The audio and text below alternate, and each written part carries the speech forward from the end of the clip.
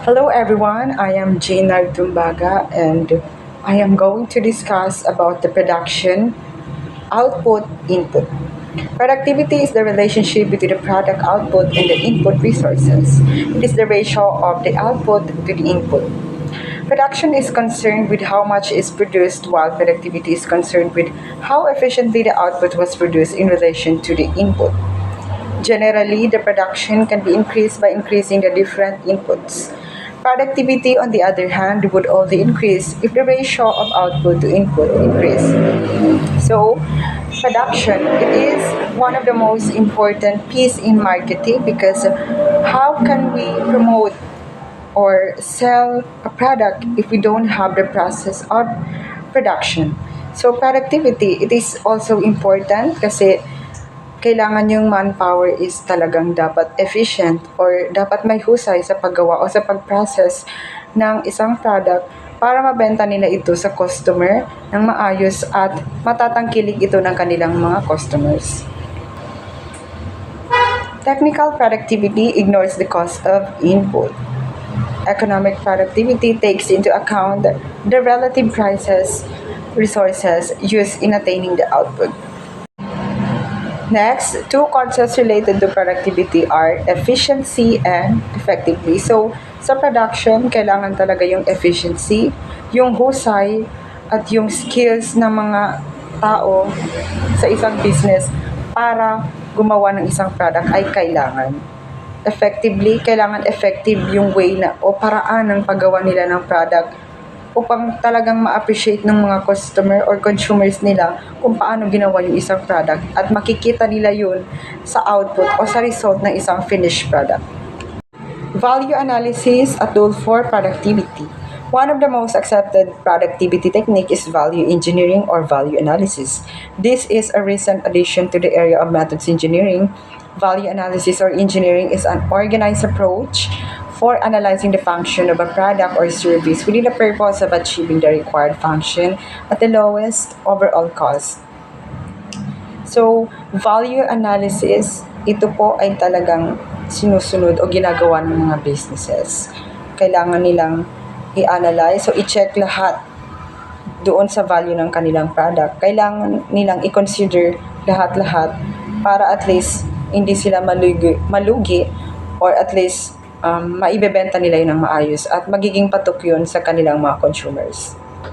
There are several types of economic value: the use value, cost value, esteem value, and exchange value.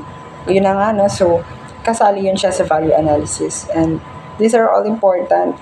Whenever the business is going into a problem, the business owners actually includes those types of economic value so that they can provide another solution for the possible problems that will come in their business. Phase of value analysis or engineering. There are 5 phases of value analysis engineering. They are as follows. First is information phase. Next is the creative phase, evaluation phase, investigation phase, and the implementation phase. Sa information phase naman is dito napapaloob yung pag-build ng isang business owner or plano na ginagawa nila sa pag-organize ng gagawin nilang produkto. Ini-inform nila yung kanilang mga tauhan para at least magiging aware sila kung ano man ang gagawin. Creative phase, dito na papasok yung innovation and the creativity of the business owner. Not just only the business owner but also yung manpower na inaasahang magpo-produce ng isang magandang produkto. Evaluation phase. Yes, we can consider this as a value analysis because evaluation phase is evaluating the product and checking everything about the product. Kung may mali man or may mga kailangan mang idagdag is dito po nakapaloob yun. Investigation phase is ini-investigate nila yung product kung pwede na ba ito siyang i-present or i-sell. Implementation phase is i-implement na nila yung kanilang product or yun na yung gagawin nilang promotion. Basic steps for value analysis engineering. There are 3 basic steps for value analysis. They are as follows. The first one is identify the function. Of course, Hindi lang basta-basta yung paggawa ng isang product o pag-sell ng isang product. Kailangan nilang i-identify yung function or kung halimbawa, skincare, about skincare yung kanilang i-sell. Kailangan nilang i-identify kung magiging maayos ba yun siya or magiging mabuti ba yung benefits nito sa kanilang mga customers. Next, evaluate the function. Kailangan nilang i-consider, kailangan ng mga business owner na i-consider yung function ng product na kanilang ginagawa. Next is the develop creative alternatives. Yes, of course. There is always importance when it comes to this. Business owners need to be creative and need to be innovative. Not only isang araw na gagawin nila yung pagiging innovative nila, kundi dapat consistent sila. Develop creative alternatives means kailangan nilang magkaroon din ng mga panibagong plano or panibagong option para at least kung halimbawa pumalpak sila sa una nilang plano, may mga naka-reserve silang plano for their products value. Next is the 5 basics question for value analysis. What is it or how long has this design been used? What does it do? What is the total use or repetitive use of this design each year? How much is it? What is the cost or worth ratio? What information is available? Or what else can do it? What else might do the job? What are the needed requirements? So, ito yung mga basics question talaga sa value analysis or engineering na kailangan i-consider ng mga business owners. Kailangan nitong malaman din ng kanilang mga tauhan upang at least ma-aware sila kung gaano ka-importante ang paggawa ng isang product. And the last question is, how much will that cost? What is the least expensive way and will it meet the requirements or what is needed to be implemented? Next is value. Value is the relationship, what someone wants and what he is willing to give up in order to get.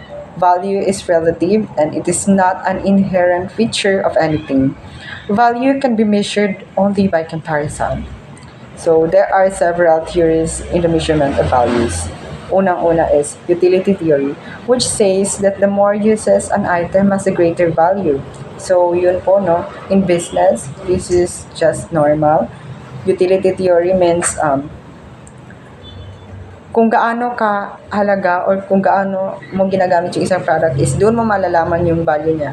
Halimbawa, yung skincare, if talaga siyang mabenta and talagang effective siya sa isang consumer at binabalik-balikan niya yung product na yun, then doon masasabi na yung skincare is my value. Next is labor theory, affirms that one could increase the value of a product simply by selecting the mode of production with the highest labor costs. So labor theory, and kino-consider dito yung value ng isang product kung gaano ito kamahal or kung gaano kadami yung nagastos na pera para mabuo yung isang product.